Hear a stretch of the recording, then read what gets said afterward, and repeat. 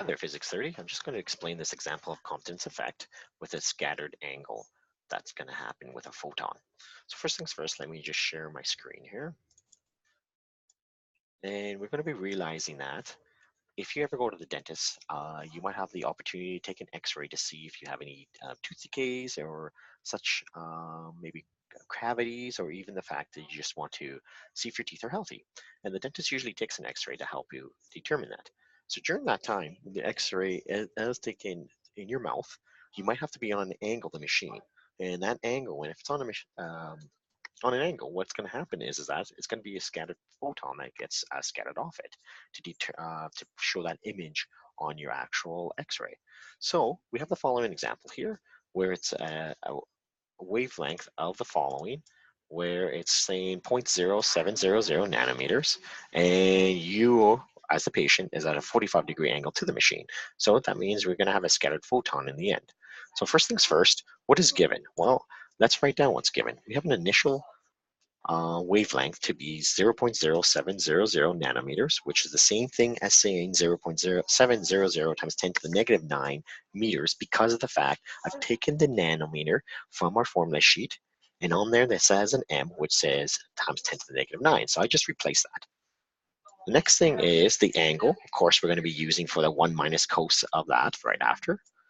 The other bit, the mass of an electron, needs to be considered here because of the fact of photon is basically an electron being scattered off the actual X-ray. So in that case, it's a very small mass, but it still has a mass, an electron, and the speed of light is going to be to consider here. So at the end of the day, we're finding lambda of f, the final one.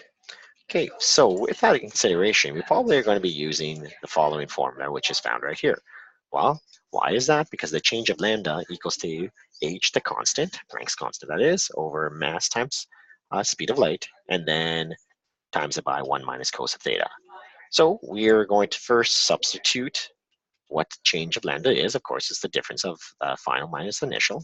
And then we're going to move over the initial over. When we do that, we're adding it to go to the other side, hence the fact now we have the following.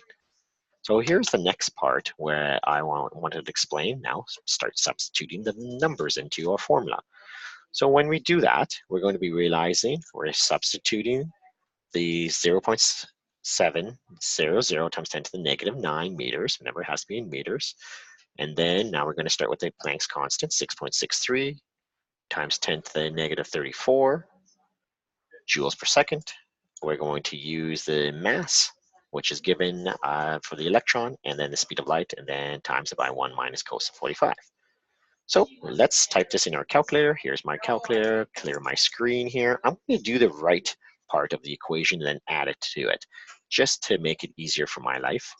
Okay, so first things first, I am going to do 6.63 to the exponent of 34, negative 34, I should say, divide by, open the bracket, 9.11. So you probably have to do the same thing on your graphing calculators. I could tell you that right now, because your graphing calculators always need the, I guess, understanding that you're using order of operations. So in that case, what you should be doing is open the brackets and then, of course, close them once you've done your calculation. Okay, so I got the following right now. So all of this should equal to the following.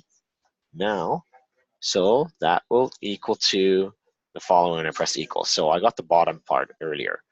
Okay, now times it by 1. So I'm going to make my life easier. I'm going to open the bracket again. Do 1 minus cos of 45. Remember, make sure you're in degrees on your calculator. Okay, so cos of 45, close the bracket, gives me a final answer of the right-hand side to be 7.105. Hence the fact I got the following right here. I still need to add it to this amount right here.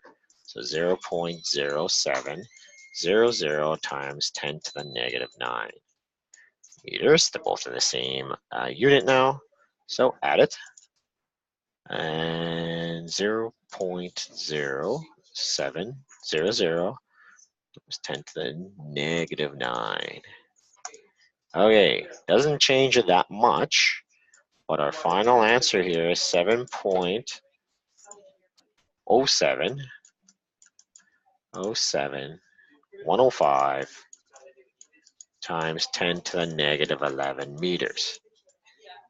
And that's the same thing of saying, because a nanometer, you're going to basically change this to nanometers. You're going to be realizing you move the decimal twice over 0.0107007.